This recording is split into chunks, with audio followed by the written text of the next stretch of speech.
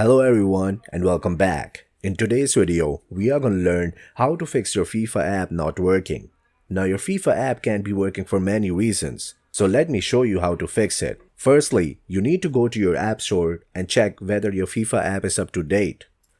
I'm gonna type FIFA in my app store, and here it is. Seems like my app is updated. Now, if your issue doesn't resolve here, you might want to try a different approach. Now go back to your cell phone and go to settings of your cell phone. Now once you're in the settings, scroll down. Now go to apps.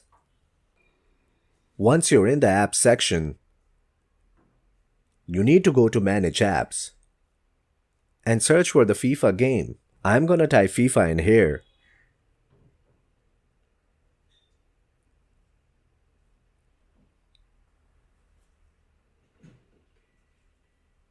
And there it is. Now, tap on the app and go to permissions and allow all the permissions to this app.